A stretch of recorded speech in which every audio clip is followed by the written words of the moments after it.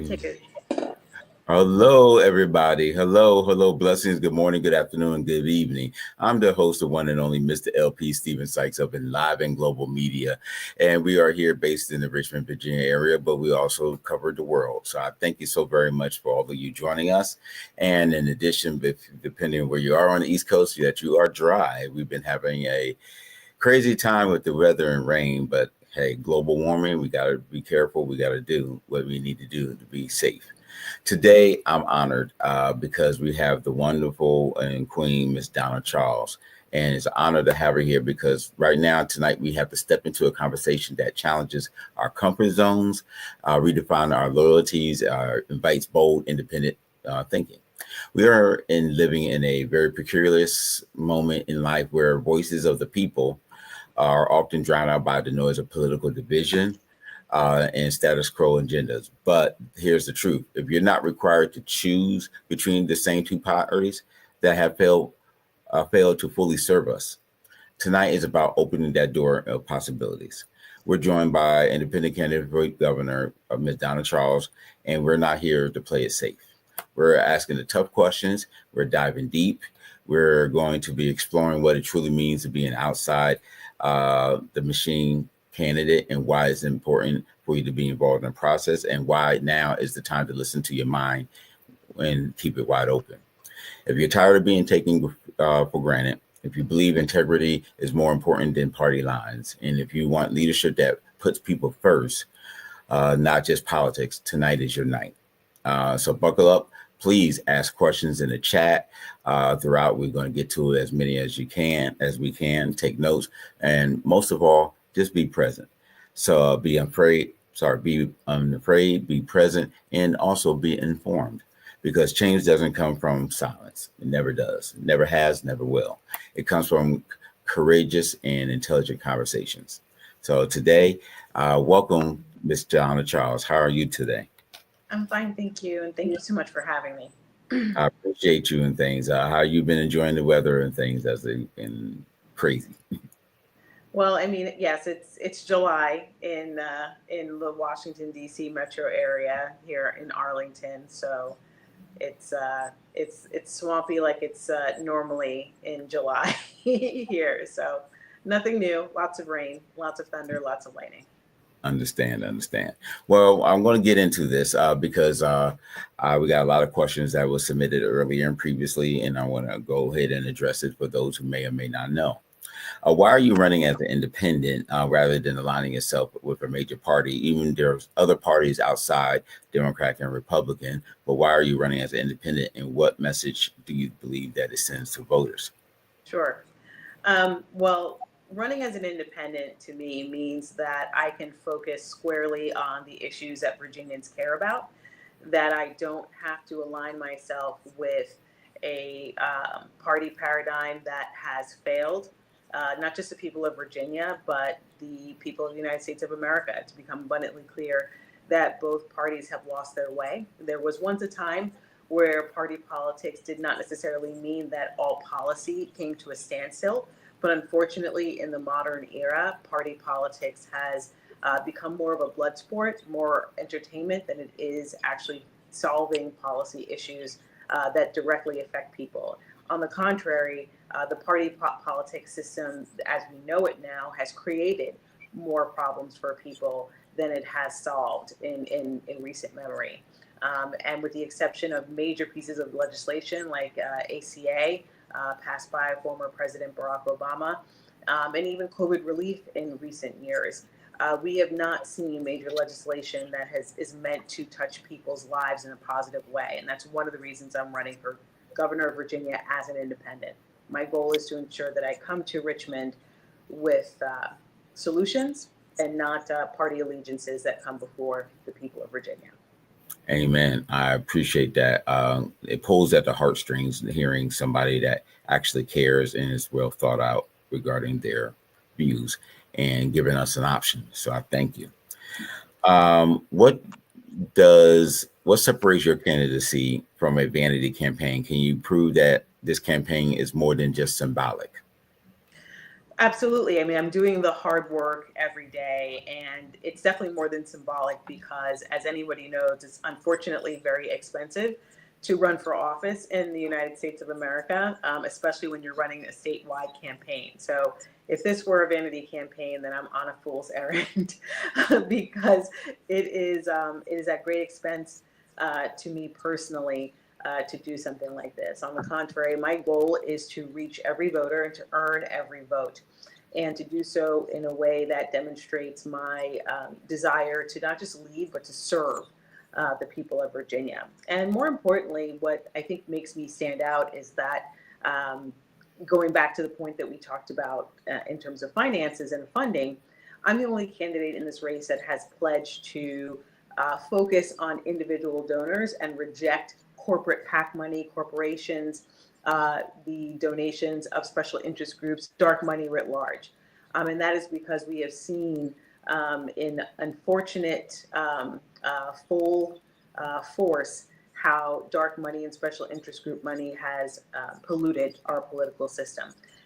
Exhibit A is the Jeffrey Epstein debacle, but Exhibit B, I mean, from time immemorial, we've had politicians who have taken money from dubious sources. But in recent years, we're seeing how negatively it's affecting people's lives every day. Amen. I want to recognize Ms. Tashabi Jackson. Thank you so very kindly for joining us in the show this evening. I appreciate it. She said it's August and you're the only candidate I see within the community. I hope you win. Thank And you. Thank you. emotions. Me too. I hope I win too, but thank you so much for that. And that will No, be but my goal, by the way. I just wanted to add to that point. oh, we lost you.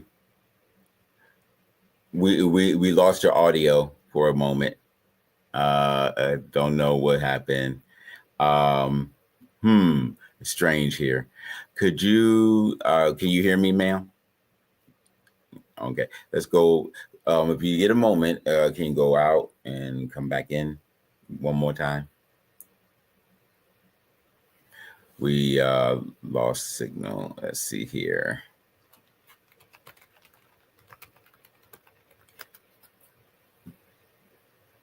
So definitely, and those things are very important. Thank you very much, Mr. Shabi, for that comment. Yes, the others are not exactly as visible as we should be in these type of days. Now, obviously, we can't get to everywhere and all things, but it's highly important that people take a stand and stay active, because when you don't, you lose it, and you're gonna lose all the opportunities and gains that you had and the additional ones that you was looking forward to. Virginia is a very fickle state. We have 11 congressional districts, but typically, and each one has its own personality. But I can probably tell you that Virginia is about 25 different personalities. And so you have to find your best way to support each personality on the best way that you can. It's not easy. It's not easy at all because of the challenges that the state presents, and go from there. All right, and let's see if we have Can Ms. you hear Charles. me? Yes, we can hear you now. Okay, great. Sorry about that. That's not a problem. Not a problem. All right. Our next question is that was submitted. Can you speak directly to Black voters who may view your campaign as a spoiler? What do you say to earn their trust?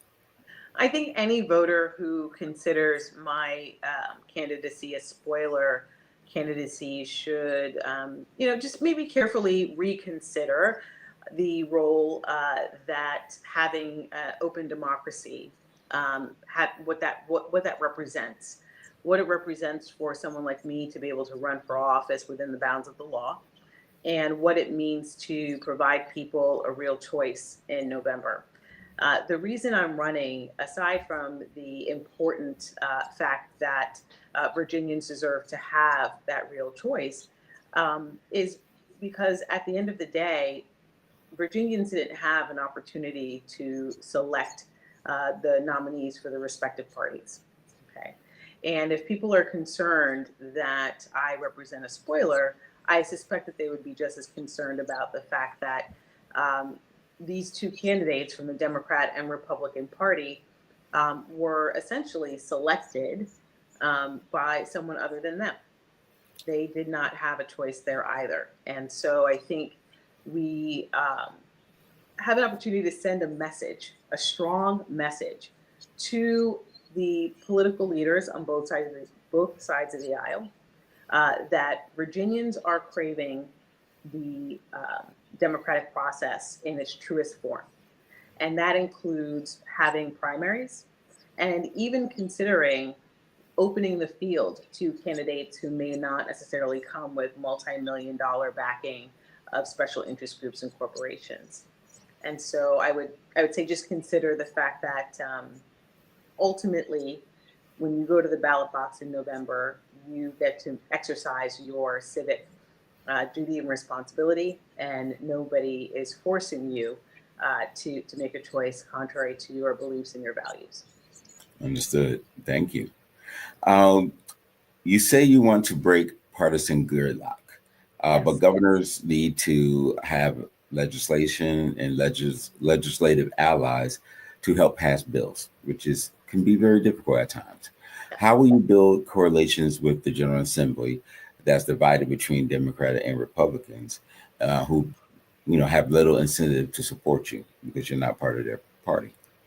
Well, that's actually a very good point, because while they may not necessarily see me as aligned with their particular party, it would be difficult, if not impossible, for them to see me aligned with the other side of the aisle, right? So, contrary to somebody who's coming into that role as a Democrat or a Republican, there are already people lining up either in allegiance to or against that individual, primarily because their party affiliation. And so I would have the opportunity to build bridges and build coalitions based on my desire to work with members of the General Assembly in uh, in support of advancing in the interests of Virginians, rather than advancing my own political career aspirations or agenda because of my party affiliation. So yes, I would have some work to do. You're absolutely right, to maybe break down misconceptions or just grievances about whether or not their candidate should be in that seat.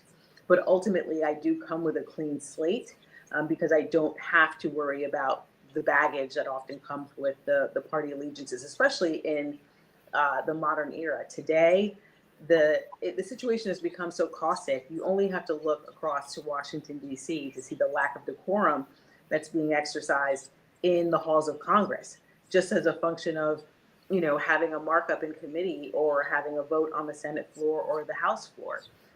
Things are starting to fall apart, and it's largely due to the hyper partisan rhetoric and agendas that make it very difficult to advance the interests of the American people. Okay, great, great. Your background is primarily in the federal and national security work, which is a great Yes, yes. thing. What specific experience do you have on with state level issues like education, funding, transportation, infrastructure, or Medicaid expansion and cardinal care here in Virginia that Virginia voters would care about? Sure. Well, fortunately, I've had as much experience in public policy at the state level as the current governor of Virginia when he entered office, as well as the current governor of Maryland when he entered office. Meaning that while I understand I may not necessarily have a long storied background at the state level or as an elected official broadly, I think the roles that I have had throughout my career in national security, foreign policy, and also working on Capitol Hill as a staffer who has ushered in legislation on behalf of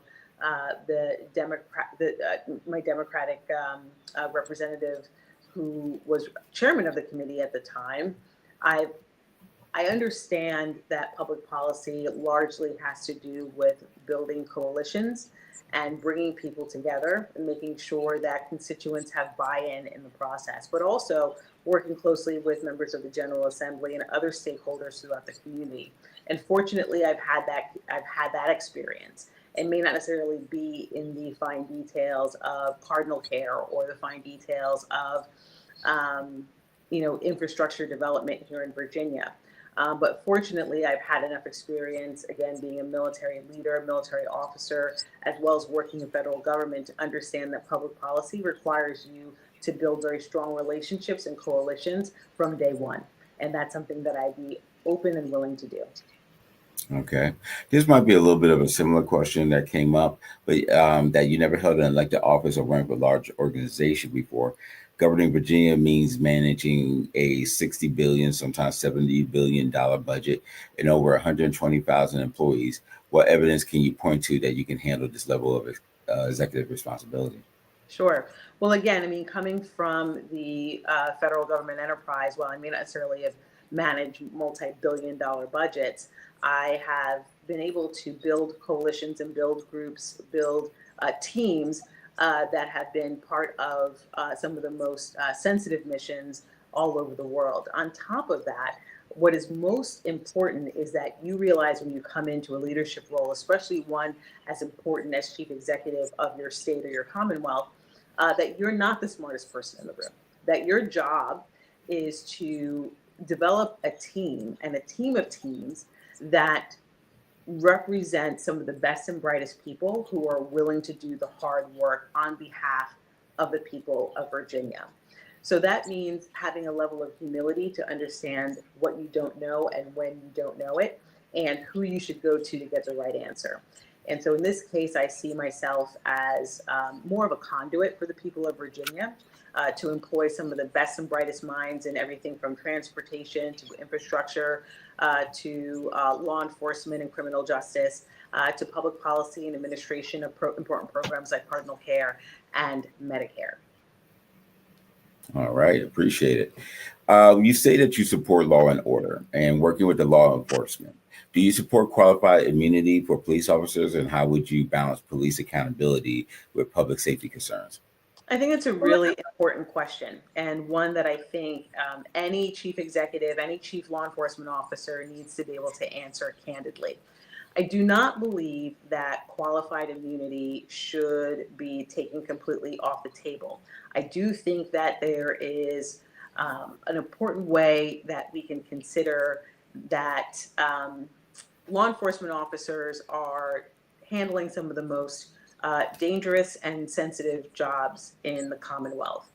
And we can reform qualified immunity. We can reform some of the aspects of our law enforcement system without putting our law enforcement officers in a very difficult position when it's time to do their jobs.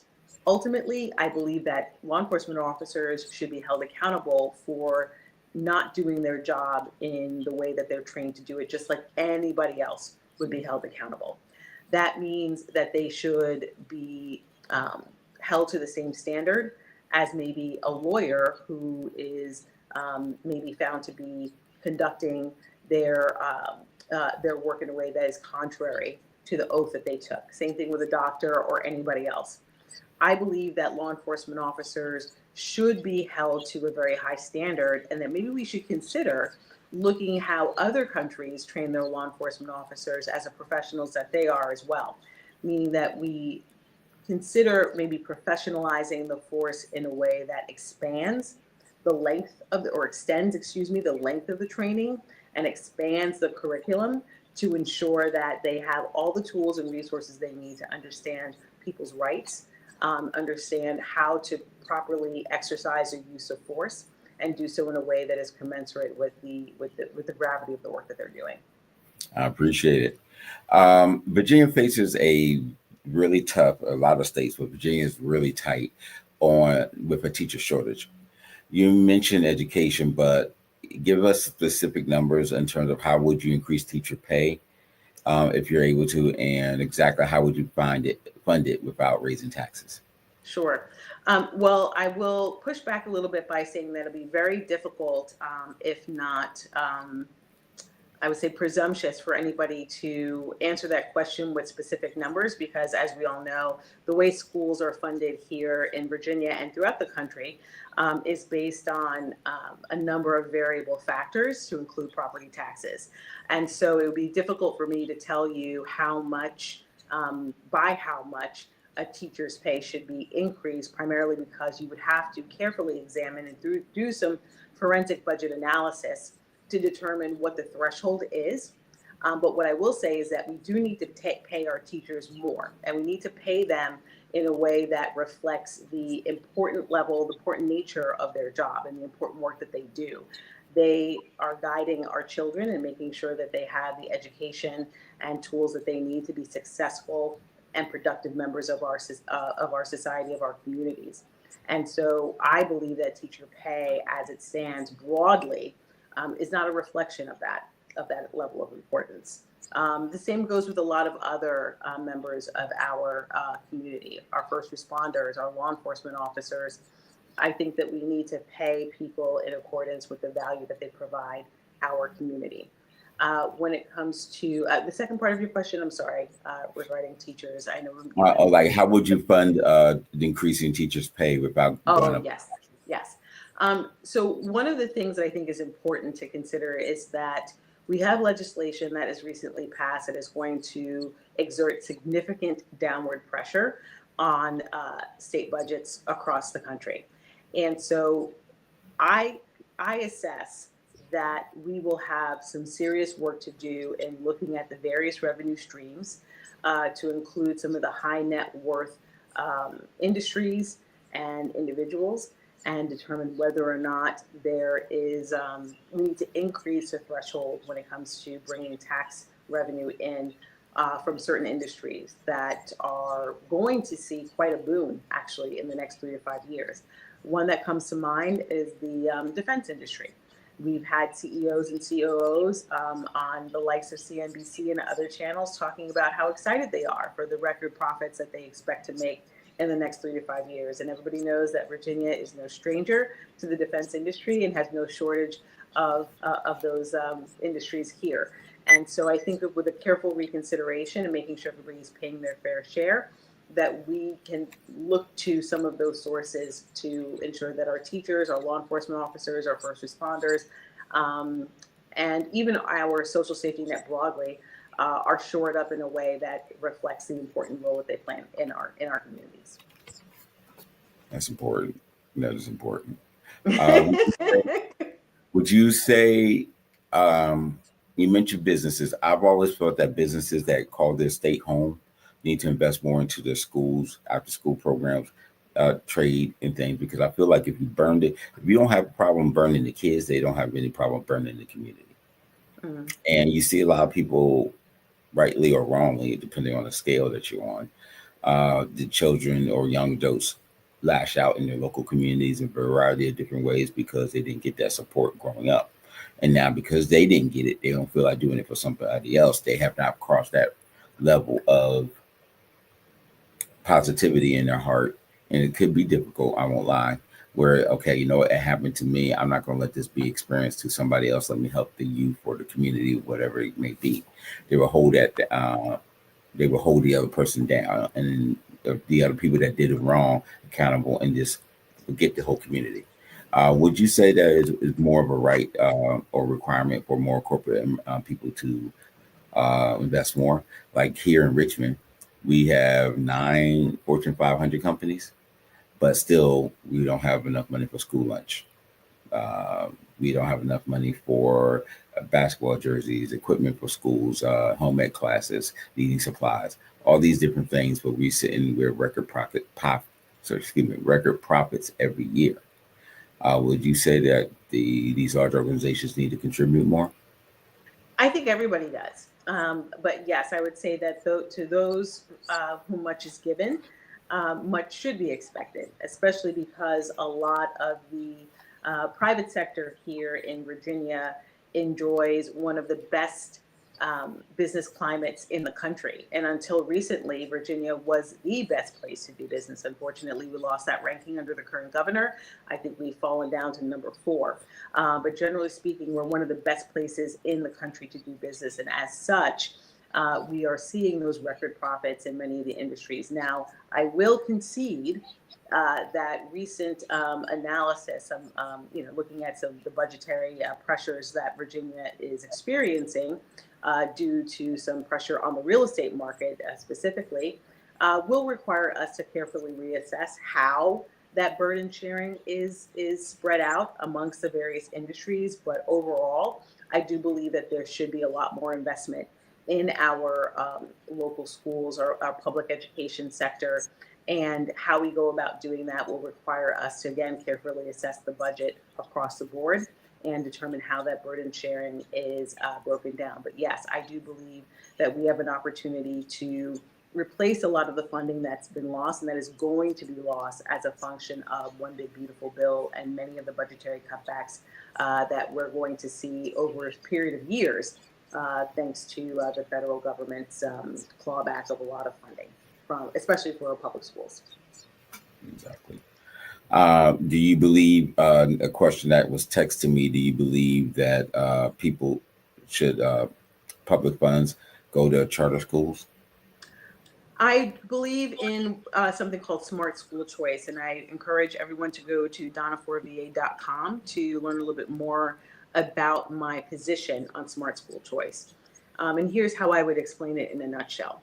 I believe that parents should have a choice in where they send their children to school. And whether it is an acute or a long-term situation, the school system, not just in Virginia, but in many parts of the country, requires some level of rehabilitation. And in that time, I don't believe that children should be a victim of their zip code and be sent to schools that are underperforming or struggling for any number of reasons, especially if their parents don't believe that they're getting the best education possible. And I say this with all candor because I am a product of Catholic school education, private school education. I went to Catholic schools for 12 years of my life.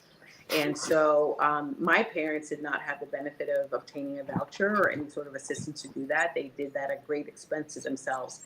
And so I do believe that parents should have that opportunity. Now, how that's funded, I think, is an important part of my platform. I believe that if you receive state funds to send your child to either a charter school or a religious school or any form of a private school, that those schools would then become subject to the laws, regulations, and statutes of Virginia, which they already are to an extent. But when you're thinking about admissions and other discriminatory policies, sometimes there's some latitude there.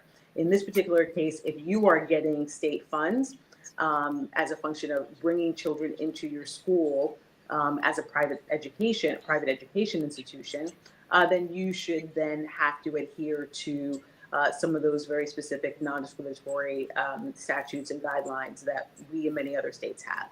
On top of that, the tax revenue that is imposed on that particular institution would have to be reassessed to ensure that any revenue losses incurred by public schools in that immediate area as a result of the shifting, right, the redirecting of those funds, I would say that the tax revenue should be adjusted accordingly, right, to ensure that there's not too much downward pressure on public schools that will still be needed by people who need to send their children there because they have special needs or other needs educationally or physically that cannot be met by the private school system that is enjoying taxpayer funds. Understood. Thank you. The next question I have for you is, you present yourself very much of a pragmatic centrist but on hot button issues like abortion rights, gun control, and voting laws. Where do you actually stand? Anything specific? I'm sorry, can you rephrase the question? Specifically, where do I stand on abortion? Yes. Where do you, since you are centrist in some areas, where Yes. do you stand on abortion rights, gun control, and voting laws? So on abortion specifically, I believe that every woman and every family should have the right, without any interference from the government, have the right to choose to what extent and how their family expands. And in a nutshell, women should have access to the reproductive health care that is not only life-saving, but also is empowering in a way that ensures that they remain healthy and their family grows in accordance with their wishes, right? I don't believe that the government should be getting in between medical professionals and their patients. And that's not just for abortion, but any other medical emergency that doctors would have to be, or medical professionals broadly would have to be involved in. So that's my position there. I think that's pretty clear, pretty black and white. I do not believe that the government should be restricting access to reproductive care in any way, shape, or form. You said on gun rights. Again, as a veteran, I'm very much the type of person who not only believes that you as a law-abiding citizen should be able to own weapons within this, the bounds of the law. And that includes a lot of the red flag laws and other, regulations that already are on the books. But I also think that if we took every opportunity to enforce the laws that we have on the books, that we might have some better outcomes in certain circumstances. And so I do not believe that law-abiding citizens should have their guns taken away, again, unless they're in violation of a statute, law, or regulation that's already on the books. Again, as a veteran, I've trained on weapons. I have my own, and I think everybody should be able to protect themselves, again, within the bounds of the law, as long as they're law-abiding citizens as well. And Gotcha. then your third point was, Voting laws. Sorry? Voting laws, and suppression and a variety of issues that various states are using for voter suppression, voting laws. So at the end of the day, I believe that if you are a citizen of the United States, you should have your right to vote preserved in any way, shape, or form.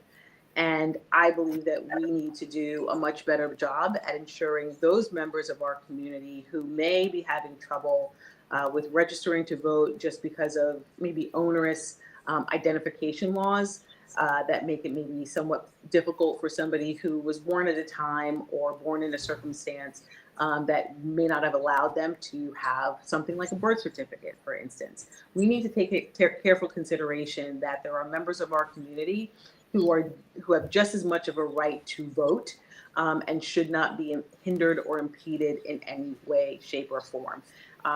But I do believe that it is important that we ensure that people who are citizens are allowed to vote.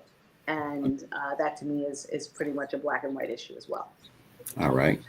Today, we're lucky to have joined one of my dearest, beautiful, best friends in the world, Miss Arthur Tracy Hardy Scott, Hi, aka Tracy.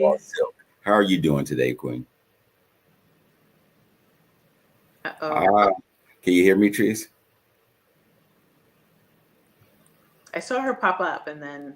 Yeah, she's there. It's still frozen, Queen.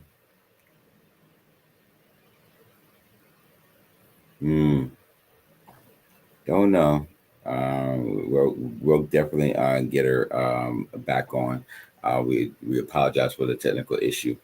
Another question I want to ask you, which is starting to be very heavy. Well, never was not. But how would you address the systemic racism in Virginia, not just within the institutions, but just overall policing, education, housing? How would you address it? Systemic racism is something that I believe is extremely difficult to legislate away, right? Even at the state level, public policy, it's very difficult to put that genie back in the bottle, meaning that it is not only the role of your state and local governments to ensure that everybody's rights are respected and adhered to, and that everybody has recourse to address grievances, especially when it comes to race relations. But I think we need to do a better job at ensuring that our education systems that children at the youngest levels sort of understand what it is to respect each other for the people that they are, and ensure that we are not imposing a I would consider it a backwards way of thinking when it comes to race relations.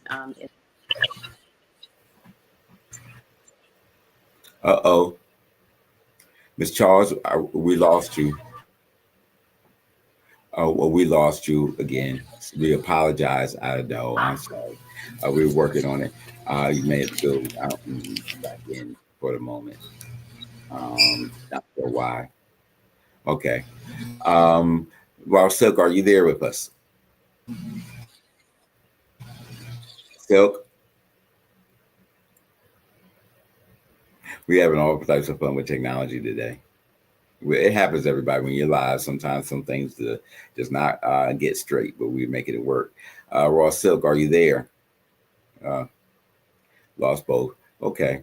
Well, as Miss Charles was stating, everybody has a right. Every woman has a right for equal access for abortion and other medical needs, and we need to stop because there's also medicine within them for other medications that women need for a variety of different needs, and stop, harassing Planned Parenthood and all these other organizations because it's not just birth control. Abortions, it's screenings, cancer, HPV, women care, women health. It's a lot, so we really need to be more mindful of how we are addressing people in need and not take advantage of them. All right, are you there, ma'am? Yes. So, in a nutshell, my answer is I believe that addressing issues like racism and race relations is a whole of society response, a whole of society issue, that it shouldn't fall just on the shoulders of government. Understood. Thank you. Silk, are you there? She's trying. We working on it. We working on it. Okay. What is your specific plan to combat income inequality, especially for the underserved Black and Brown communities, and something more than just say raise rent?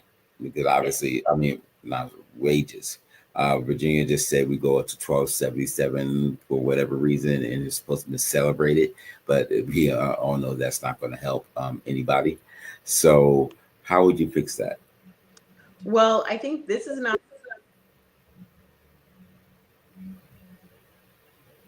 Oh my goodness.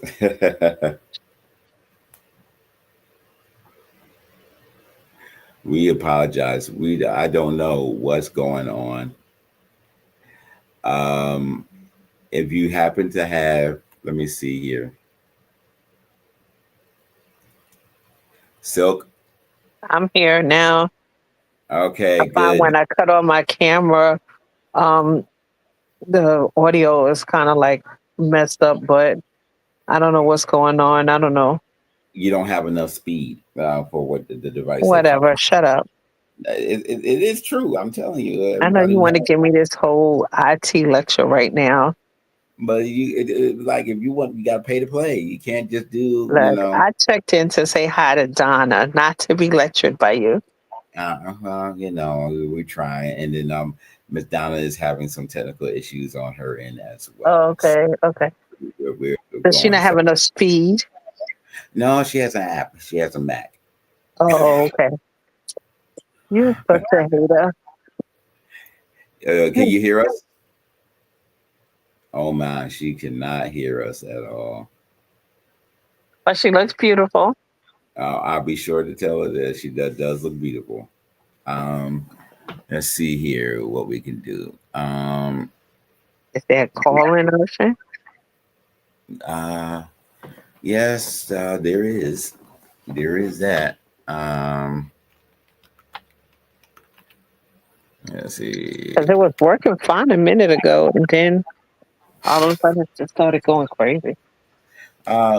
Security permissions and locations and speed and Gotcha.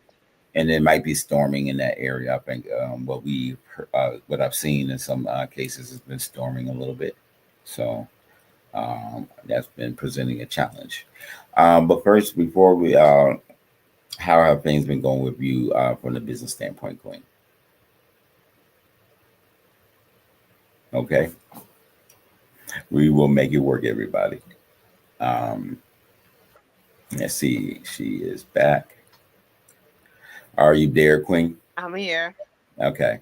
What I was asking the public is, how have things been going for you from the business side, and especially with housing and other resources? How have things been going for you?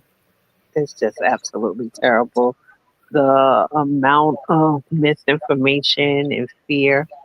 Well, that's out there, as well as lack of people paying attention to what's really important.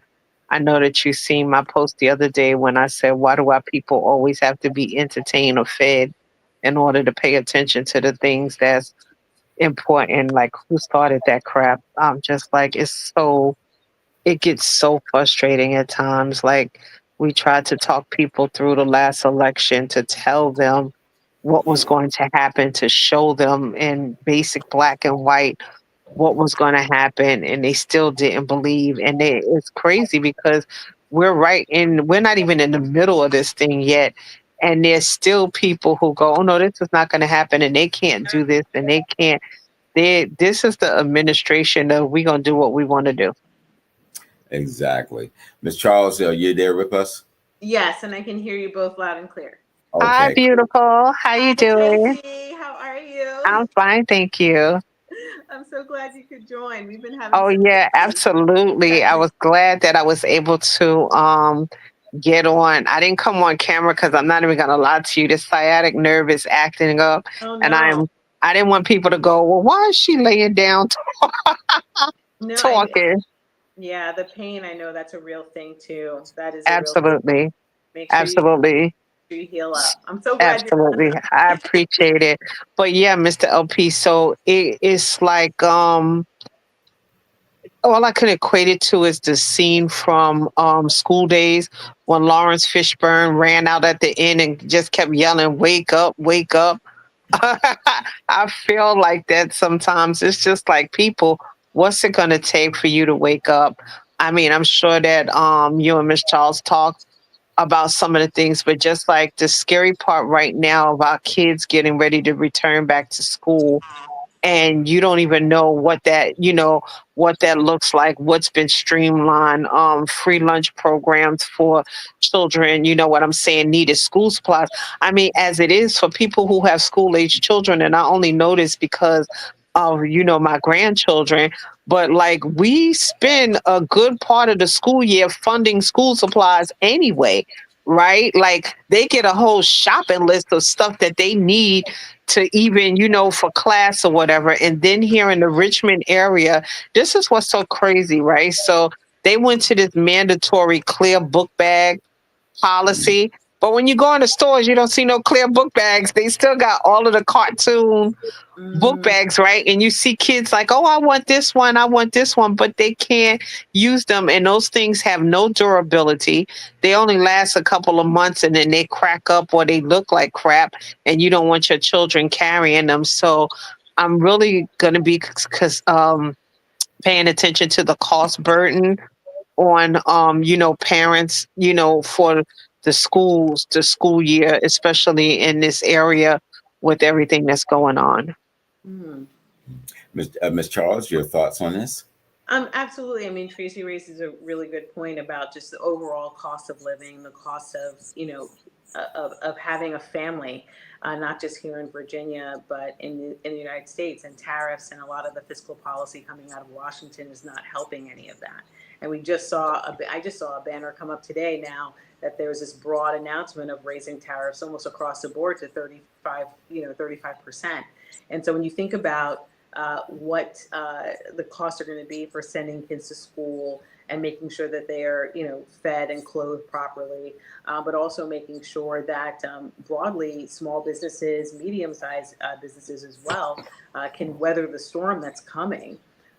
That's going to be a major responsibility of the next governor. And I applaud all the people who are paying very close attention to what's happening in Washington and how it affects the bottom line in the household, how it affects kitchen table issues, because it's a real thing. And it's one of the reasons that Jerome Powell, the Fed chair, even though there was some dissent among the ranks, decided not to change interest rates, because he had mentioned very clearly that he's concerned that tariff policy is going to, maintain, if not increase, inflationary pressures on families all over the country. Understood. I have another question for you, Ms. Charles. How do you plan to expand healthcare access and affordability in Virginia, especially in rural and urban areas without federal overreach? Sure. Well, one of my top priorities will be to ensure that we do everything we can to protect not just rural hospitals, which will definitely feel the pressure, unfortunately, because of one big beautiful bill and the some of the restrictions that'll be placed on Medicaid, Medicare, and other important programs. But hospitals across the board are going to feel the pressure.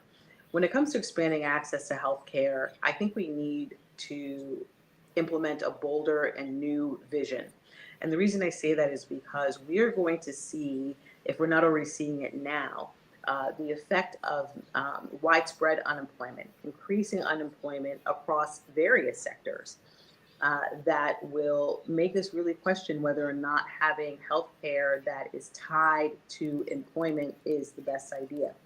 A healthy society is a productive society. Productive society is a healthy society. So I believe that we need to carefully reconsider how close we can get, maybe to, if not a single payer system, a system that ensures that health insurance companies are not the ones that are pulling all of the levers and all of the strings when it comes to determining who gets access to health care and when.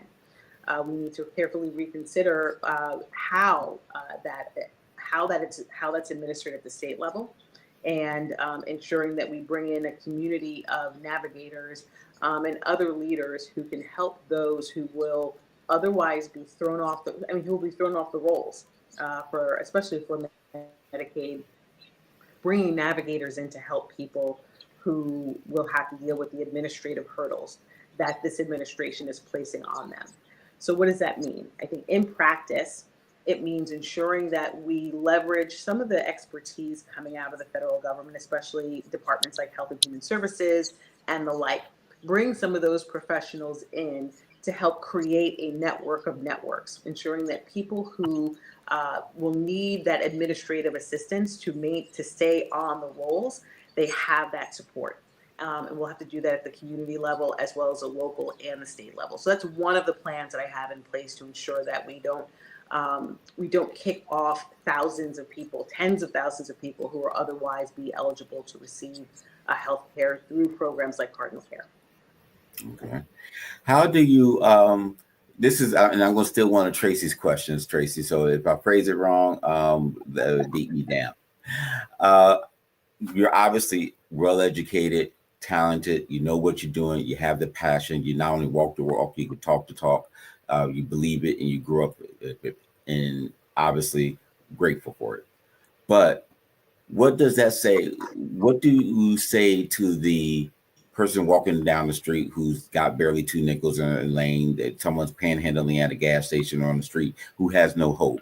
The single mothers that's trying to decide, how am I going to keep the lights on? So they don't come after, child enforcement services don't come after her, or she gives the money to a past due lunch bill, and they say she can't go back to school for lunch. Or someone who's struggling, who's a returning citizen. People who are going through these different changes, and they see this, they see the well-educated, polished person, but they say, she don't see me, she don't walk in my circles. What do you tell that person? Well, I do encourage any person who questions whether or not I know what it's like to not know what the future holds, is to just look at my background, and not just in terms of my immediate background, right? But also how I grew up. I again, very fortunate. I've had both parents in my life, but my mother was essentially a single mom, right? And I grew up understanding that everything that I had, and I grew up in very modest means in Queens, New York. Everything that I had was because of the sacrifice that my mother and my father took on to ensure that we were educated. And sometimes that meant I had to give away a lot of things. I had to maybe sometimes go without in certain respects. But ultimately, if someone determines that I do not understand their station in life just because of where I am or what I'm doing today, I think it requires careful examination of where I've come from, where my people come from. I'm a child of immigrants. My mother and my father came here from 2 different parts of the world where they suffered in their own ways. and decided to come here to ensure that they could build a life for themselves and for their families that did not resemble what they left. Okay. I think that level of suffering is very difficult to sort of try to trace from one person to another. And so I don't sit here and try to sort of shoo that type of concern away. I think people are well within their rights to question whether or not their leaders will reflect not only their values but their lived experiences. But what I will tell you is that you can tell a lot about your leader in how they show up for you when it matters. And that's why I encourage people in every station of life to take a look at their circumstances and determine whether or not they are exercising their civic duty and responsibility in a way that reflects not only their values and their aspirations, but what their needs are today. And so that's how I would answer a question like that. May I, do I understand everybody's circumstances and station in life and have lived it? Maybe not, but it doesn't necessarily make me any less compassionate or empathetic for what that person is going through and how I can be part of making it better. Understood. Silk, you have a question? No, I think she answered that beautifully. And I don't know if you guys talked about it, but one of the things I wanted to ask, if it hadn't been asked already, when we start looking at the housing and homeless situation in the Commonwealth, and the lack of true affordability, people can't obtain and sustain. I did post the other day where, and I think you guys hit on it when I was dialing in, that is like so funny because at 16 years old, my first summer job, I made $16 an hour. But now they're like making $12 and 70 something cent. Like, let's break out the champagne. Like, who can live off of that? What can be done? Like, what I would like to see our next leader have a realistic, holistic approach to how people are going to be able to survive with the rent prices. We have people who are doctors. We have people who are teachers that are homeless, living in their cars and go to work every single day, or living in someone else's home. What can be done better? I mean, when you break down the totality of the issue in terms of how it affects people across the board, it to me not only breaks my heart, but it's also frustrating, if not maddening, right? Because we Right. do have policy tools to address these issues at every point in the pipeline. And so one of the things I think is important to look at is at the one end of the pipeline where you're dealing with more of the policy issues related to obtaining and sustaining housing, right? Not just in terms of rentals, but also of purchasing. We have to look at some of these major corporations, these multi-billion-dollar, multinational corporations like Blackstone that are coming in and buying up housing stocks all over the state. There is absolutely no reason that companies that are market capitalized like Blackstone should be given free reign to essentially squeeze the lower and middle income people out of the market. It's just insane. So I would say from a policy perspective, there's no reason for us to pull back on stabilizing rents for companies that buy up housing stocks at that level, at the Blackstone level, right? So that would be one policy fix I think would help with some of the rent prices. Another policy fix we talked about in terms of acute and emergency needs.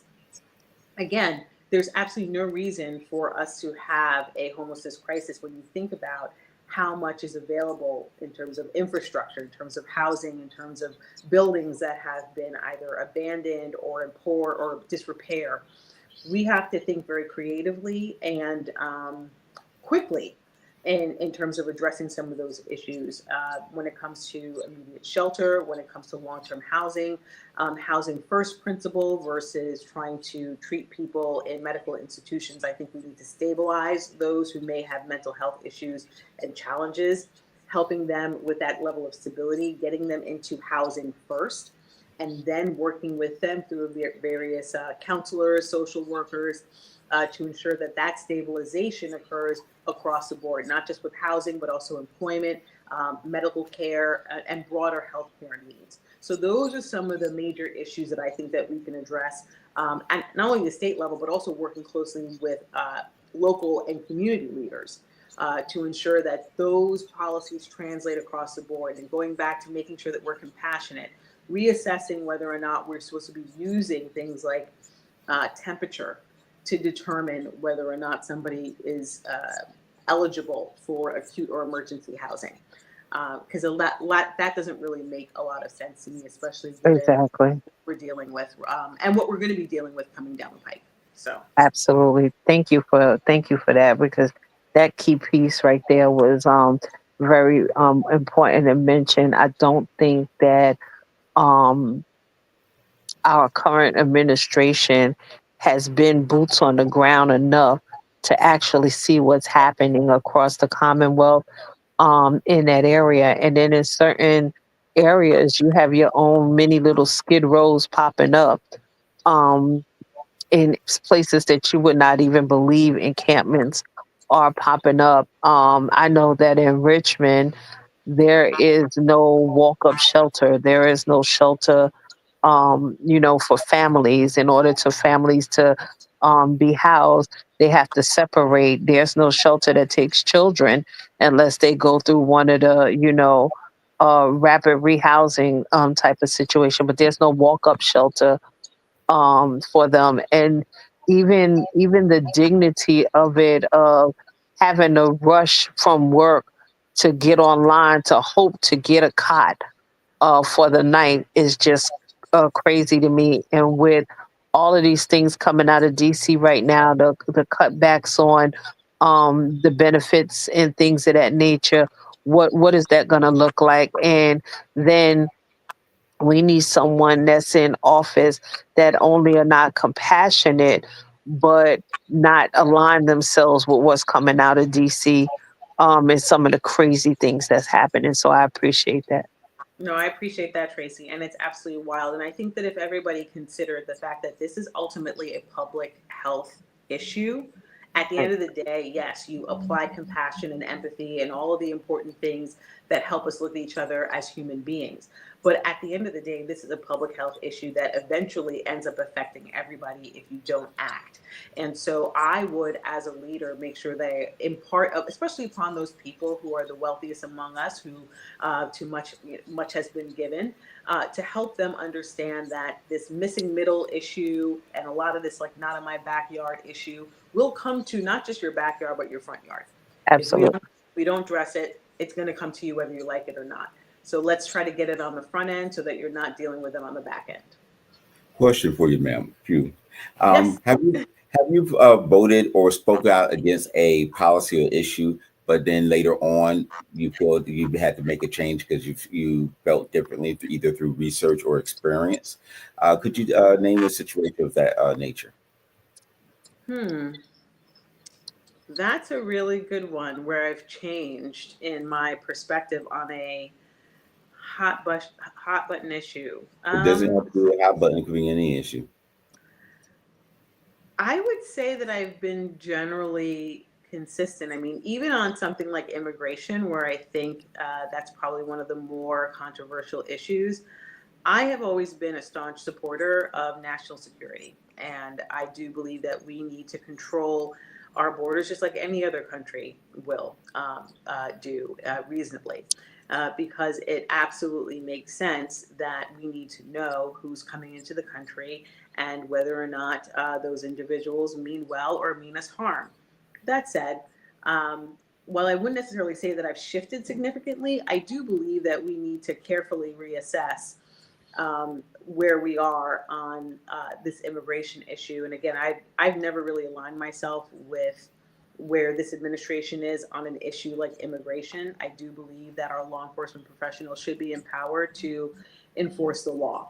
That said, uh, what we're seeing right now is clearly impacting our communities, impacting our economy, and is being done in a very heavy handed and what I call reality show way. and it's costing people their lives.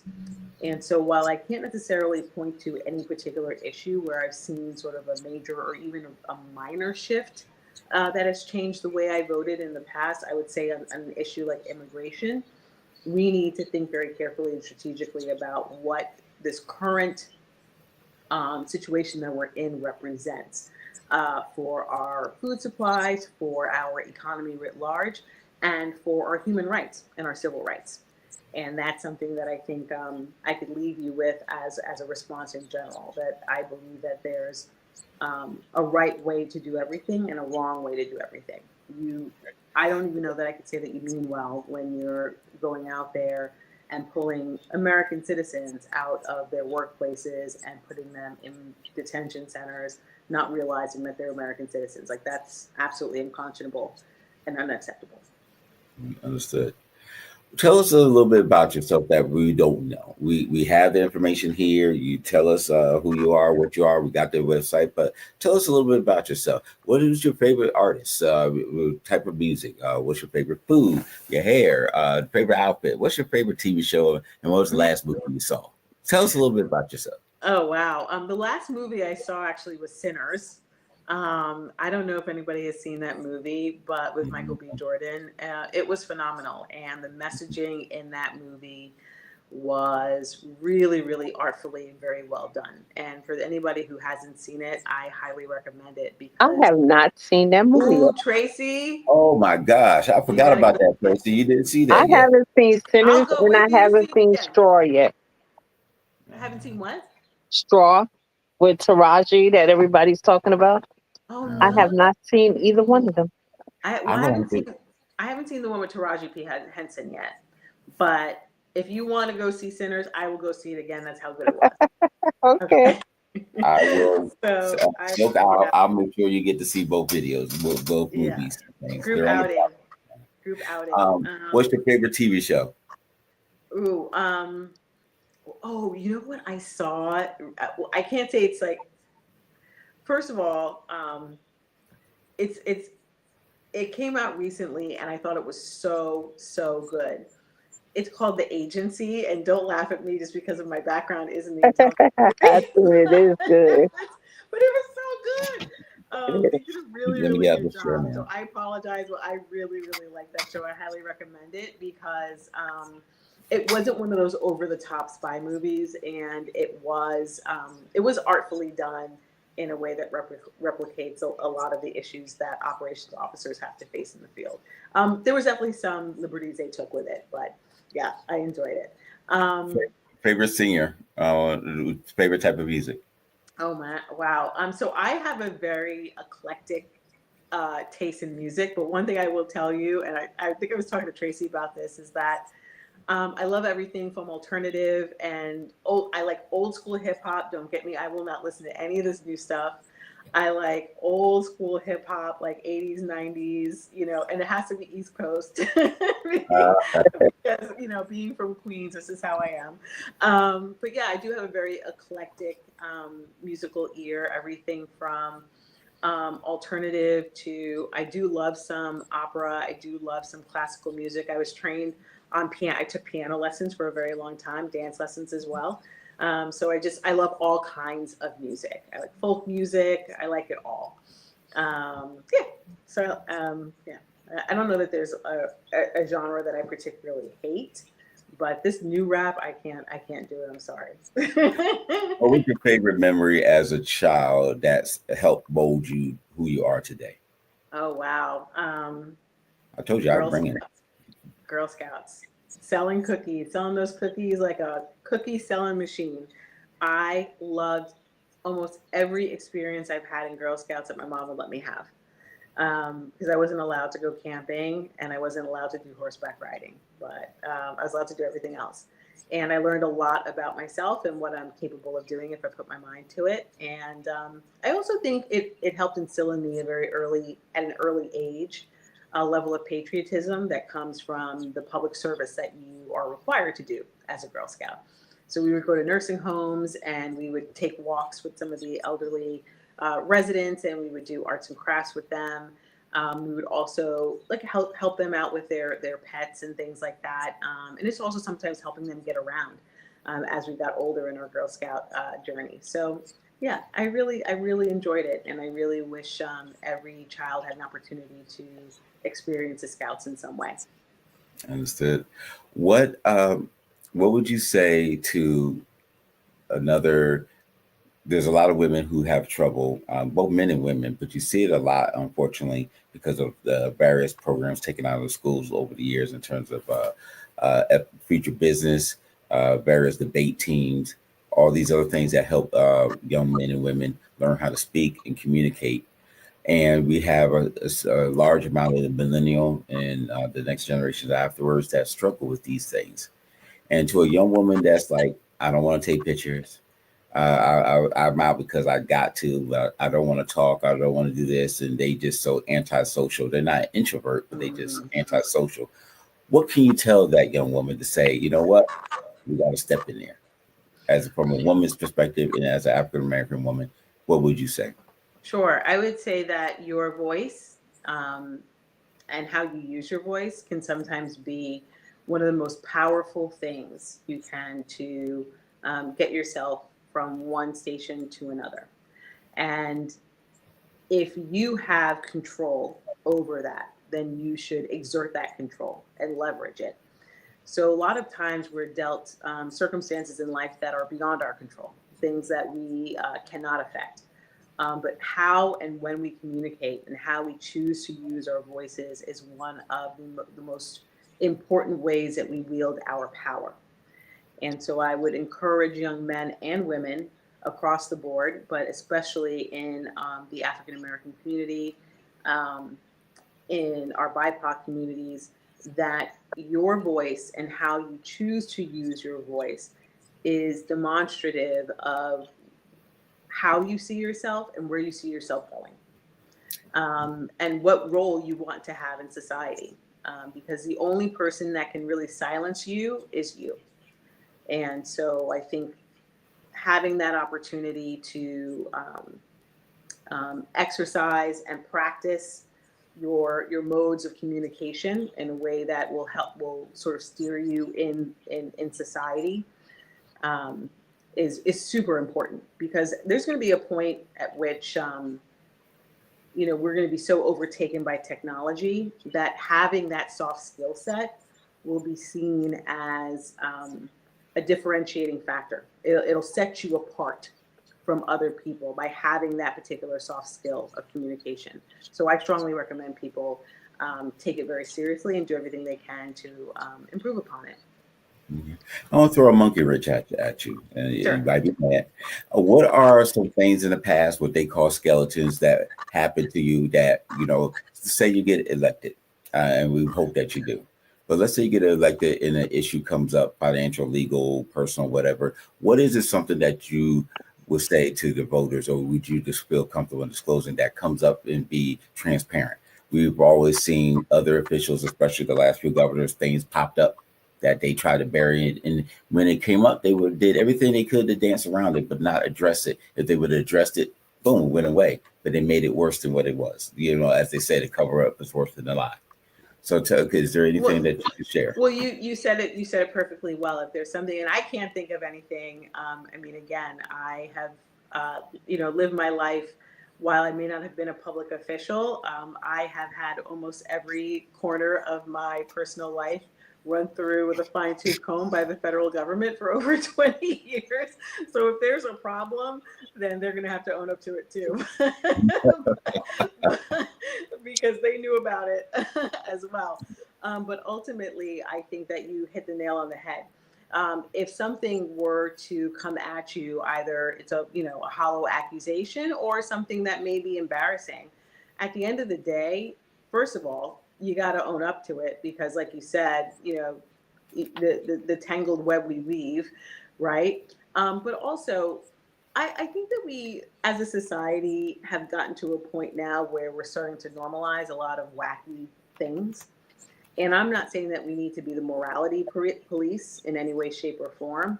But we're in a day and age where I think there are a lot of things that don't shock people anymore. And it's unfortunate generally that we have sort of started shrugging our shoulders at certain things. I guess it depends on who does it. But at the end of the day, you got to own up and just say, yep, that was me. I did that. That was terrible. I made a mistake. And I'm not proud of it, but here I am. Take me or leave me. Because ultimately, it's going to be the voters who decide whether or not whatever you did and how you handled that thing makes you worthy of being a leader and being an elected official. All right. Our veterans in the state of Virginia, obviously, Quantico, the naval base, everything is the hub here in Virginia, outside of the Air Force in San Diego, that type of thing. Our veterans are hurting. Their families are hurting. Those associated with it. Also, small businesses that supply and support veterans because they don't have the funding or whatever policy and things. And a lot of businesses are trying to reach into the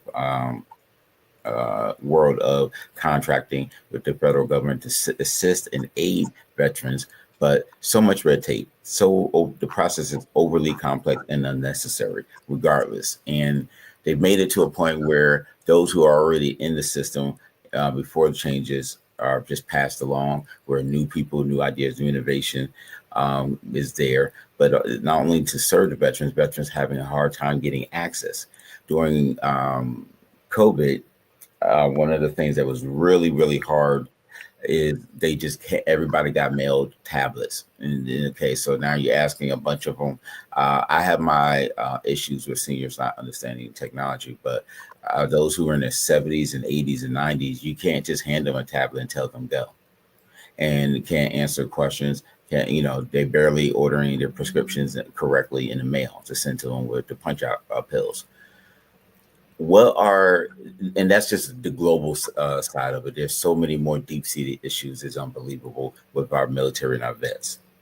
What do you tell the vet that's been in for 30 years, sitting with his proud Air Force jacket, Air Force committees, military? What do you say to them of like, how are you going to help them? Well, as you mentioned, that there are a range of issues that I think at the state level we can touch and we can affect, especially when it comes to policy. So first and foremost, I believe that our veterans who have aged into certain healthcare systems and certain situations when it comes to their health, they should be prioritized in the same way we should prioritize assistance and services to our homeless veterans. They would be my first priority if I had to rack and stack the various veterans groups that need immediate and acute assistance. My goal would be to ensure that not a single veteran who is homeless in Virginia is left by the wayside. So that would be my first priority, and I say that without equivocation. And the same goes for our veterans, be them elderly or not, who are facing some of the mental health crises that oftentimes come with a career in military service, and especially those who have been either diagnosed with PTSD or their PTSD might have been misdiagnosed and they're not getting the benefits that they need.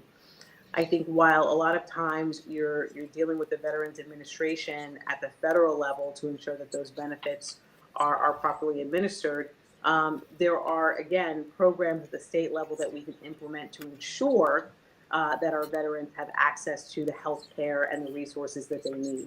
So those are the two areas I think would be really important to ensure that we are bringing, and especially now that we're seeing, unfortunately, thousands of people coming out of Veterans Affairs at the federal level, unfortunately, being let go. We may have an opportunity to tap into that talent pool to ensure that any gaps that we have in service delivery for veterans here in Virginia can be filled by those professionals who understand the system and who are looking for an opportunity to continue their service. So I think more broadly, we can leverage some of that expertise to address everything from gaps in healthcare to gaps in housing to also programs like the VMS, the Virginia Military Spouses and Dependents Education Program, making sure that we have a solid and consistent source of funding for that very important program as well. And so ultimately, we have an opportunity to bring talent in to the Commonwealth that's coming out of the federal government, and especially when it comes to things like prescription medication, to some of the aftercare and psychosocial services that our veterans need, and housing. Those are the three areas that I think we can affect at the state level. All right. Silk, you have a question? No, I Okay. don't. I'm just intrigued. Like I'm listening. Your questions is really good, and the answers are. I think one of the reasons why I like Donna is because she's relatable. Hmm. Okay. It's like sitting in your living room talking to somebody who gets it. You know what I'm saying? Versus Yes. listening to a whole bunch of pomp and circumstance. Hmm. Understand. Where this question came up in one of my notes, and I missed it earlier when we were talking about police. Where do you stand on eliminating cash bail, and do you believe the justice system fairly targets our poor and our Black communities in Virginia? Well, I mean, it goes. I mean, you don't even have to take my word for it. I mean, the data and statistics make it abundantly clear that there is a disproportionate amount of Black, brown, people of color that are serving either in our jails, in our prisons, and there are many documented and certified circumstances where these individuals are doing time for crimes they did not commit. And one of the areas that I think needs deeper study and more robust policy measures is the cash bail system, because it essentially creates a not just a two-tiered but a multi-tiered criminal justice system where people are paying penalties for sometimes crimes they did not commit. And even if they did commit the crime, looking at whether or not that cash bail is commensurate to the crime, and also the type of fees that they have to pay throughout the criminal justice system. Meaning that it's one thing to have to deal with cash bail, but then you have all of these other court fines and fees that are associated with that entire process. So I think there needs to be careful consideration as to whether or not we are um, what I would call capitalizing or commodifying the criminal justice system in a way that is extremely detrimental to people who are disproportionately represented in our criminal justice system.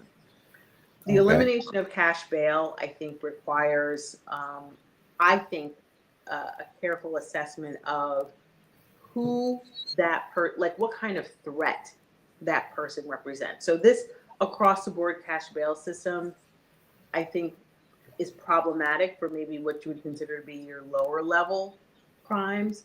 But if there are people who are not supposed to be out on the streets, like you hear these cases all the time where somebody was let out on their own recognizance and they end up going out and killing somebody, or they end up going back out and hurting maybe somebody in their household, or taking retribution out on another person. So I think that these need to be probably circumstantial and looked at on a case by case basis. I don't know that I would necessarily outright abolish all cash bail.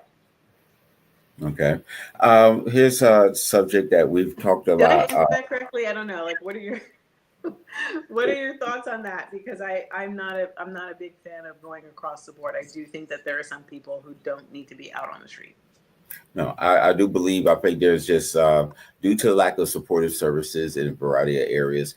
And obviously, we're not trying to house so many young people in jails and prisons, and in certain counties anyway, that they let go due to overcrowding or what have you. But then there was no oversight, and due to the lack of resources to follow up with them, and things happen with young adults, older adults, women, what Yeah, have you. I agree, but I will tell you right now that one thing I will tell you, and Tracy talked about real talk.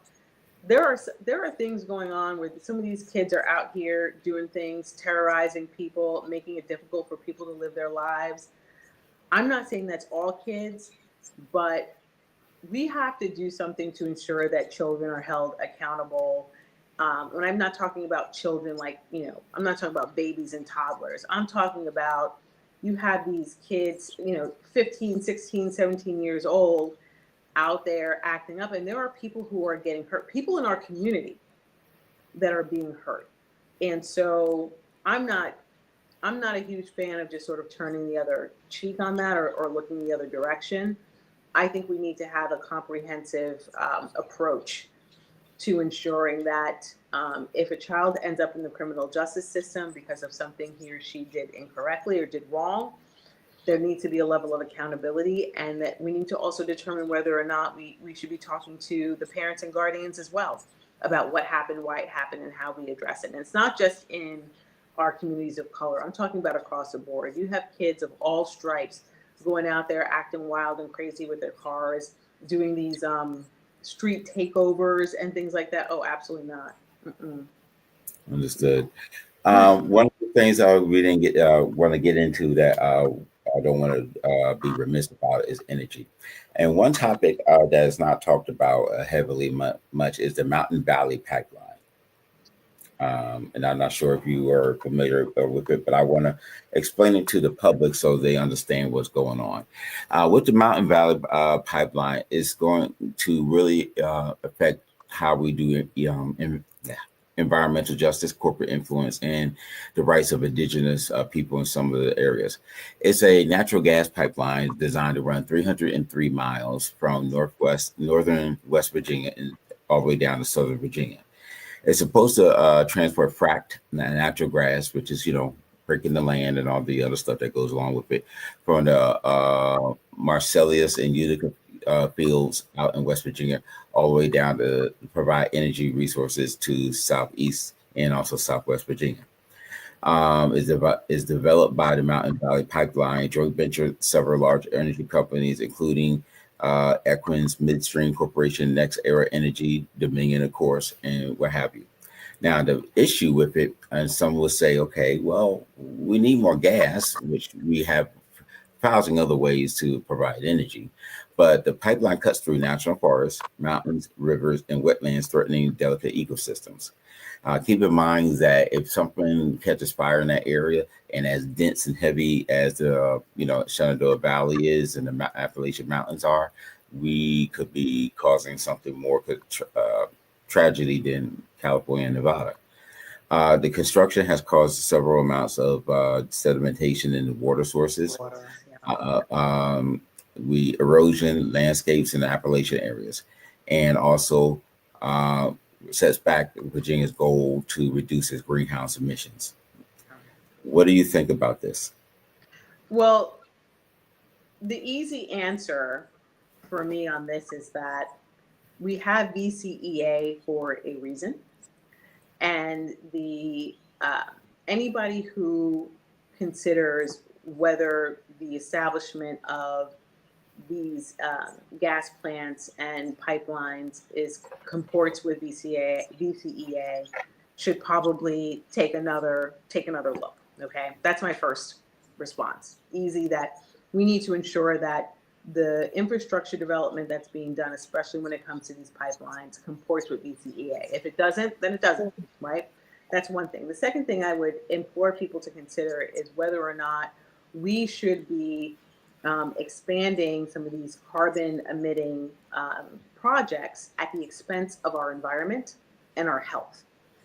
I believe that we have a wonderful opportunity to really open the aperture and diversify our energy portfolio. And not just so doing because, solar is one of the most important ones that other countries have been using hand over fist, but because it helps preserve our environment and also helps us to bring technologies to scale in a way that we can start capitalizing on some of the manufacturing benefits that come from having that technology here in Virginia, in a place where you have engineers. Every time you swing a cat, you'll probably hit not just a lawyer, but also an engineer, right? And so I think we have opportunities here to diversify our energy portfolio and making sure that our landscape and our infrastructure, to include maybe our essential services like water, are preserved. But I think also another thing too that a lot of people don't seem to voice when it comes to these carbon emitting infrastructure projects like gas is that we need to diversify our energy portfolio because it's a national security issue. We should be dialing back from putting all of our energy eggs, for lack of a better term, in one basket. Okay, because a lot of our infrastructure, regardless of the energy source or the energy type, is increasingly dependent on the technology that helps deliver that service and also helps administer the infrastructure. And like everything else we saw with Colonial Pipeline, hacking attacks happen. And when that happens, you have a situation where people are left without that essential service. So why not diversify the energy portfolio from a national security perspective, from a physical health perspective, from an environmental perspective? It just, all of it makes sense to me. And so I would carefully reassess whether or not we would need a project like that, and then determine how we complement or supplement the energy needs that are supposed to be delivered as a result of that particular project. Would you support a moratorium on any new type of fossil fuel infrastructure in Virginia? Because that pipeline is already just about done. It was pushed through to several administrations. So to help, would you champion a moratorium until more studies and research is done? Because with this recent pipeline, it went through a lot of Black farmers, other low income areas, and they weren't, their land and homes were taken due to eminent domain law. And then they weren't fairly compensated for their land, gave them pennies on a dollar. Yeah, I mean, we're seeing this issue. You're absolutely right, because we're seeing that issue also in Maryland as well, where you have, is it the PGSE project as well? It's more with power lines, but again, there are people who are going to be on the losing end of that when it comes to some of this infrastructure going through your land. So your point is well taken. My concern about a moratorium is that anybody who is looking at this with the level of seriousness that energy oftentimes conveys, meaning that these are needs that are important to fulfill, not just from a residential perspective, but also commercial. So I get concerned when I hear moratorium, because it doesn't necessarily lend itself to filling those gaps that are created when you have a moratorium like that. So I believe that there needs to be a reassessment or a relook at our energy infrastructure and some of these projects, especially these gas plant projects that Dominion is planning for several years out. I think we need to carefully look at that. But again, my preference would be to determine whether or not the models that companies like Dominion are using truly reflect the panoply of energy sources and energy storage opportunities that would be beneficial for our environment and also for our pocketbooks over several decades.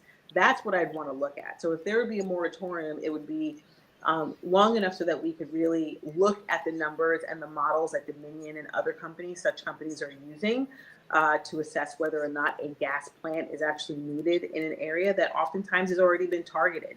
I mean, a lot of times they're looking at infrastructure that's already there, that's been decommissioned for any number of reasons. We need to reassess whether or not some of these projects need to be coming back online, or whether we can use alternative energy sources to the benefit of the communities that are most affected. All right. Going back to education, I'm not going to keep you too much longer, everybody. We're grateful to have positive conversations here. You see a lot of states are pushing harder. Tennessee, some already established, like Tennessee and New York, to some other places to an extent, community college. Would you support a free community college program here in Virginia, or technical school programs in Virginia? And if so, how will we fund it? So I think that that's actually a really good question, because one of the concerns we're starting to see is a diminishment in enrollment, and not just community colleges, but higher education institutions across the board. We're starting to see that as a trend, not just here in Virginia, but all over the country. And so we need to determine whether or not we must rethink what higher education looks like and how accessible it is.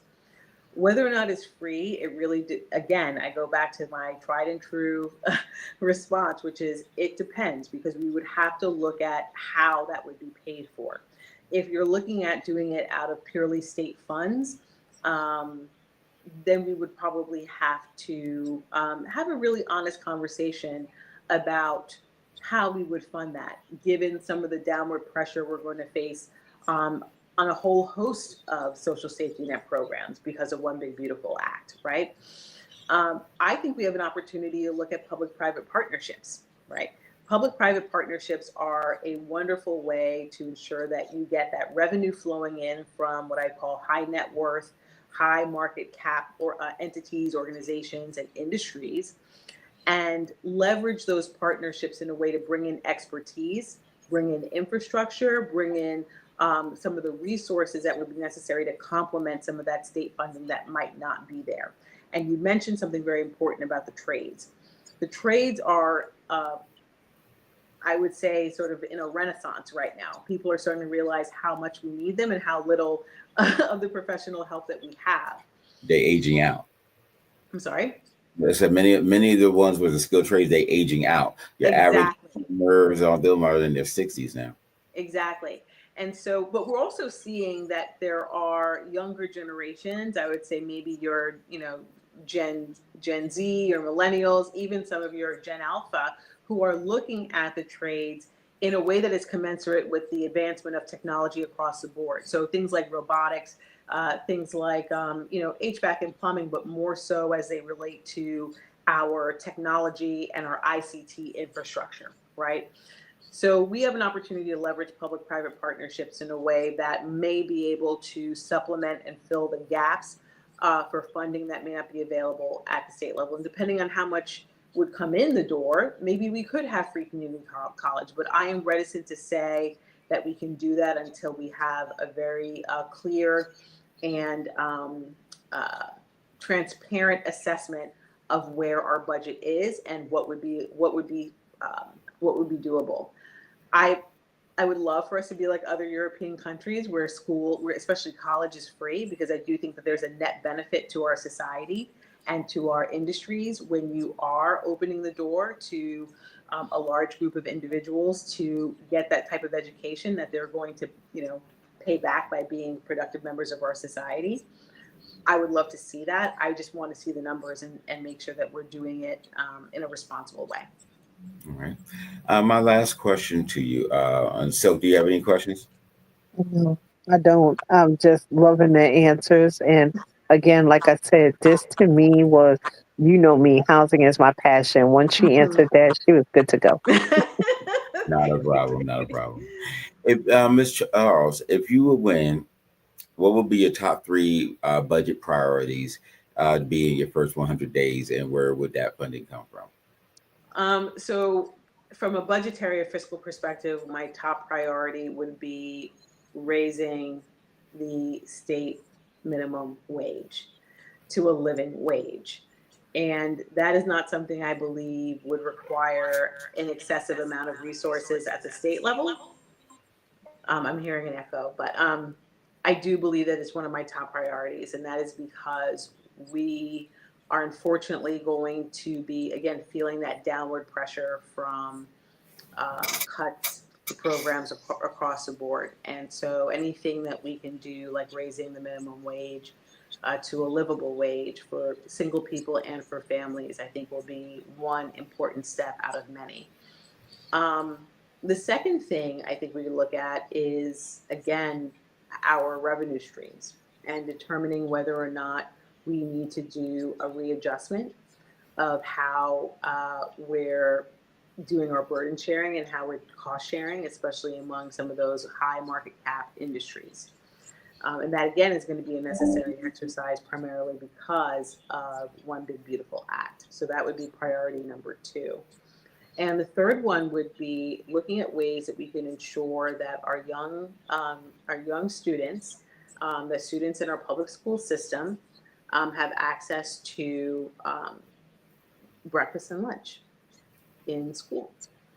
And I think that we could easily fund that with, again, a readjustment of revenue streams across the board. But I do believe that we need to ensure that our kids are fed. And another opportunity that we have too is working with our farmers and working with our ag sector broadly to see how we can create what we call sort of a vertical shipping pipeline within Virginia to ensure that we are getting those stocks from our farmers to our tables in our schools. Okay. I just got a text before I signed, get ready to go. A person asked me and mad at me for not mentioning it. Virginia is calmed down a little bit, but Silk can tell you a little bit about this as well. The sex trafficking and child trafficking in Virginia was like number 2 or 3 at one point and things. What are some measures in place to try to eradicate and do our part as Virginians, and also from an administrative standpoint, to stop sex trafficking and also the domestic violence, both men and women and children and animals? And sometimes the violence towards our senior citizens have increased as well. Thank you for that question, because I think it's so important. And it's so important. I actually have a post in production that addresses exploitation, sexual abuse, child abuse, particularly, and also its connection to this Epstein saga and dark money in particular. But at the state level, I think as governor, I would have responsibility to work closely with the Attorney General and the General Assembly to reassess our sentencing guidelines, to reassess the classification of felony counts regarding especially child abuse and sexual abuse. As of right now, as I understand it, child abuse broadly is a class 4 felony, which can give somebody anywhere from 2 to 10 years in jail, which to me is abhorrently low. I believe that it should be reclassified to a class 2 felony where you can get anywhere from 20 years to life for abusing a child, abusing anybody, either physically or sexually, or any way that you're violating and exploiting another human being. To me is absolutely unacceptable. But we're not treating it from a criminal justice perspective. We're not treating it in a way that reflects the long-term, long-standing damage that is done to people who experience this type of heinous activity at the hands of people sometimes that they trust. We're seeing cases right now, and I'm setting aside the Epstein situation because that to me is also obviously a horrific issue, and I take issue with the way in which it's being characterized in the media. It is not very fair to those who have been subjected to such horrific behavior, for it to be made light of and for it to be swept under the rug, and for people who are in positions of power to cover for individuals who are implicated in that kind of behavior. So those are the types of things that I would do, is first and foremost reassess our sentencing guidelines and the classification of our felony charges. The second thing is that I think we need to do much better when it comes to domestic abuse and domestic violence, from advocacy to prevention across the board. This is because I've had my own personal experiences with people in my life and people that I care about who have been affected by domestic violence. And I think that we can do a lot better, from everything from law enforcement to advocacy to the prevention side, and making sure women, men, families in general are protected, and that those protective orders are administered and adhered to, are respected in a way that helps minimize the harm to those on the victim end. All right. Let me give you an update from my records of current of the criminal classifications. Felony child abuse is under 18.2371. Willful act or omission of a caregiver that causes, permits, or serious or physical and mental injury. That is class 4, from 2 to 10 years and up to $100,000 fine. Misdemeanor child neglect and abuse is a class 6. Is punishable up to 5 years, 12 up to 12 months in jail, and a $2,500 fine. But then the sexual abuse ones, forcible sodomy, rape, indecent liberties with children, and child pornography, they all carry decades off the top, 20 years plus. Are they class 2? This is, it says some will be, depending on the nature and the length, some will be 2 or some will be 3. Yeah, they all need to be class 2 at a minimum. That's I mean, so to me, that the idea that there's even a gray area there, and also consider that while we do have that as a class 2, in some cases you're seeing prosecutions, or excuse me, prosecutors, not necessarily always taking it to that level. There are some people who are implicated in this type of behavior, who are charged, who are prosecuted, and are not getting those penalties that are supposed to be imposed. That is my major concern. And so I believe that we should not only have across the board for any of that type of behavior that you described, that is kind of sort of class 2, as you mentioned, it should be class 2, period. Because the Virginia class 2 is 20 years to life, but Yes. they consider first degree murder, aggravated malicious wounding, certain acts of terrorism, and certain violent rapes. Yep. Is class 2. And I believe that child abuse against children should Is also be class class 2. 2. Period. End of story. You're not gonna get me to change on that one. No. I'm not saying you are. I'm not saying you are. I'm just saying, I believe that that type of violence visited, especially against children, should also be class 2. To me, it's just as heinous as murdering someone, because you murder a child's soul when you do that to them. Not you, but when that happens to a child, you're essentially murdering their soul. What would be the difference in then just pushing up to a class 1? Listen, when it comes to child abuse and sexual child abuse or any kind of child abuse, I am not the one. That's right. What I will tell you. I am not the one. Because if somebody said, "Well, not class 1," I'd be like, "Okay." You won't have. I mean, you won't get an argument out of me. Mm-hmm. When it comes to people hurting children, oh, absolutely not. Nope. No, you're not going to get an argument out of me. I know I have to be rational about it, but at the end of the day, you are not going to get an argument out of me. Class 2 at a minimum. Minimum. I'm a little bit harsher. I'm more of a class 1, and especially when you do it to the intellectually disabled children or adults, it's just like don't have no control. They're nonverbal. I don't. Anybody vulnerable, children, disabled, elderly. I don't care. That kind. I mean, there's a case out of Georgia that just came out of the news. I think it was in Georgia. Yeah. Oh my. I just want to kill her. I cannot. I can't even articulate how it rips my heart out of my chest to think about what these people had these children no, I think it was Alabama. These 3 men had these children chained up, 3-year-olds. What? Oh no. Absolutely not. So you're right. Yeah. Class 1. Why not? All right. Well, this is just we're at the end. That's not a problem. We're at the end here, and things.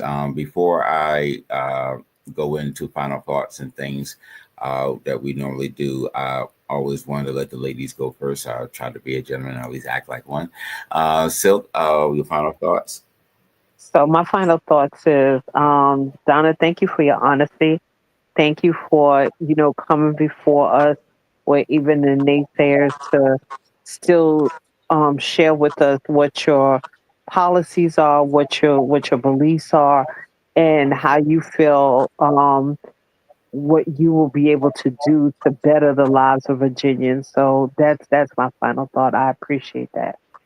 Thank you, Tracy. And I want to thank you and Stephen for having me tonight. Stephen in particular, thank you. I am immensely grateful for the opportunity to discuss these important issues. Thank you for asking the hard questions, and just to discuss broadly the things that Virginians really care about. I believe that, again, anybody who's looking to run for office should be able to answer all of these questions and more at a bare minimum on almost any platform that will have them, because I think Virginians are accessing information in very different ways, and that we need to respect the fact that it's not just all about traditional media. We need to be looking at independent sources as well. So I thank you for doing this. Thank you, ma'am.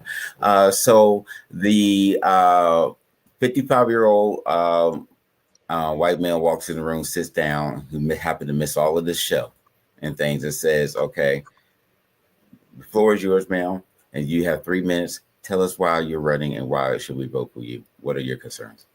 I'm unbought. That you would be able to put somebody in Richmond who not only hears you and sees you, but will be responsive to the needs of Virginians like you every single day. That when you vote for somebody who is not bought by corporate interests and special interest groups, you can almost guarantee that that person is going to be working for you and not for a corporation that's going to be working against your better interests. So I hope that you vote for me and vote for your own interests versus the interests of a corporation or a special interest group that may have a very different agenda for Virginia in mind. And thank you so very much. And how can people reach you, donate, and all that stuff? I know I have it up for that one. I do see that, but yes, please go to donna4va.com just to learn about my platform, a little bit more about me, where I come from, and what my vision is for Virginia.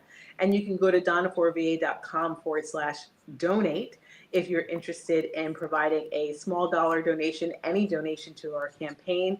I greatly appreciate it. $3, $5. Again, I'm focused on individual donors. You can also donate from your phone if you text Donna to 801-801. Again, small dollar donations, I'm happy to accept them. There's no amount too small to fuel this grassroots campaign. I would love to get out to any corner of Virginia, anyone who's willing to have me. We're on the road all the time anyway. But please reach out through the website as well, the contact page, or if you're interested in volunteering. We have various forms on the website that will allow you to engage directly with the campaign and with me in particular. So I look forward to hearing from you. They said, what's your favorite gun? Oh, 6 Hour. A what? The 6 Hour. That's what I trained on. Yeah. Okay. Gun, right? Is that the word? The word gun? Yeah. What kind of gun? What's your favorite bullet, rifle, and do you go hunting now? I don't go hunting. I'm not a hunter, but my favorite is the 6 Hour. I mean, the reason I really like that weapon is because it is the one that I trained on, and I just find it really, easy to maneuver for my size hand.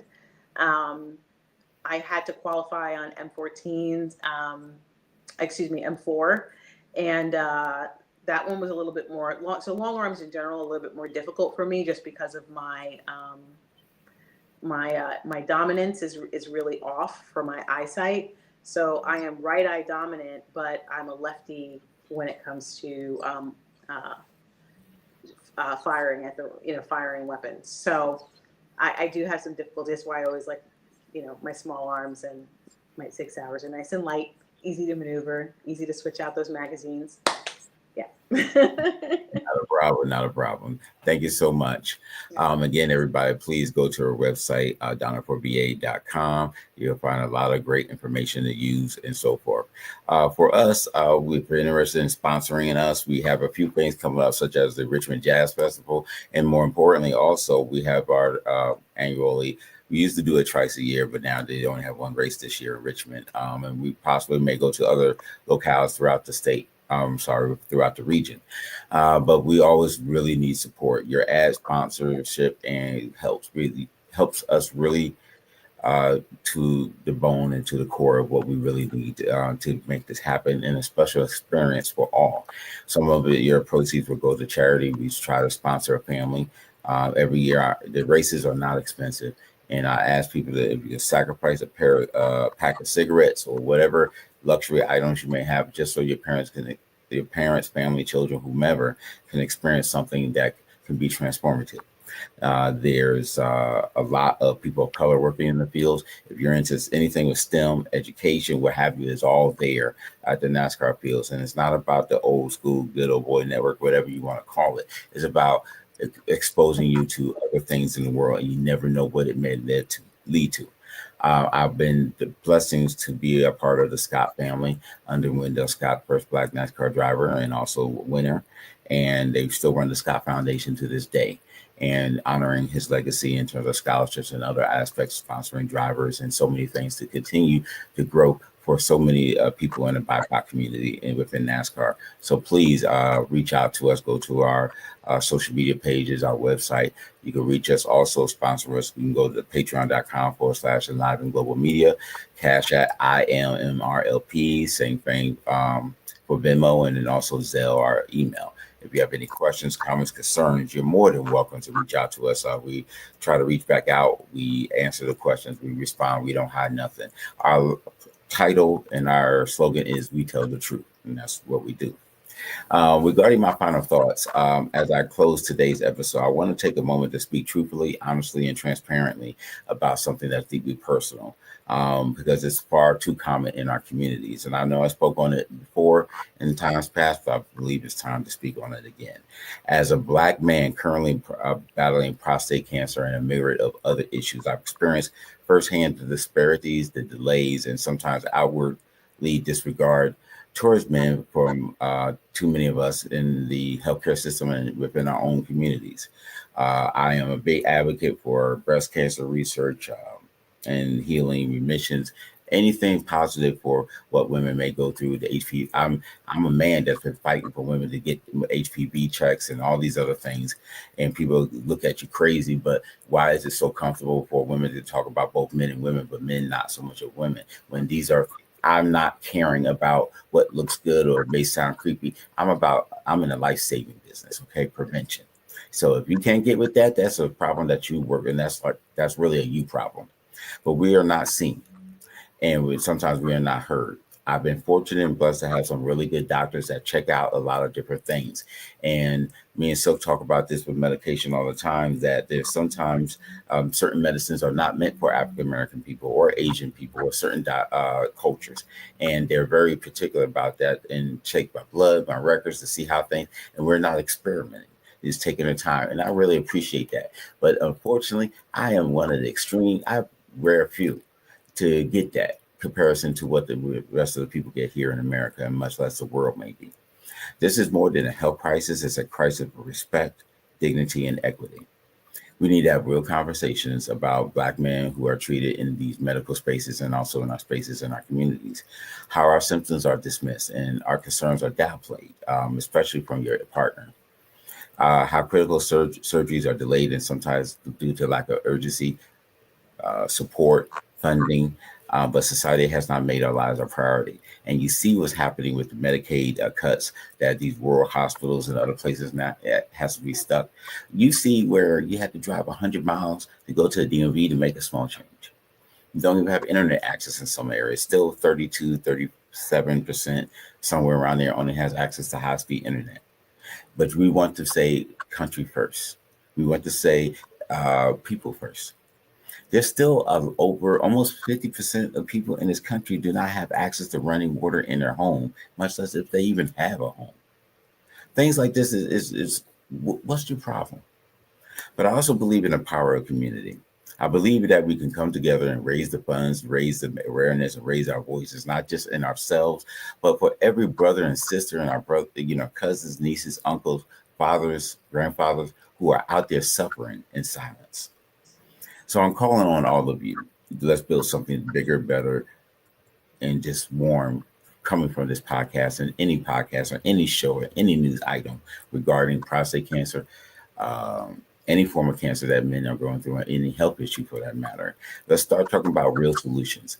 There are cases where people like the Medicaid, and those in each different state have different people who make decisions, but they're not doctors, just business people. Or somebody else who has nothing, they just go on for some guideline that was handed to them, where the doctor that you had your choice in and working with you with your insurance says you need this surgery, this life-saving surgery, and they tell you no. So now you're doing our number one healthcare system, GoFundMe, to raise money. How much sense does that make? When we just have universal healthcare for all, save a lot more money. And if you want more money, do it. And now we have preventive care. We don't have to fighting for anything. And like Wonderfully, what Donna Charles mentioned is that our healthcare should not be tied to our employment in so many situations. It's madness. It's time for a change. Let's fund these surgeries. Let's get better treatment, ask better questions, be better aware of our bodies and your family members' bodies. I know so many parents that don't even know their children's social security number, much less a health record, much less what they're allergic to. We have to do better because we matter, our health matters, and our healing cannot wait. That's all for today. I appreciate you all. Thank you so very kindly, and may you have a great and blessed day. Bye-bye. Good night. Mhm.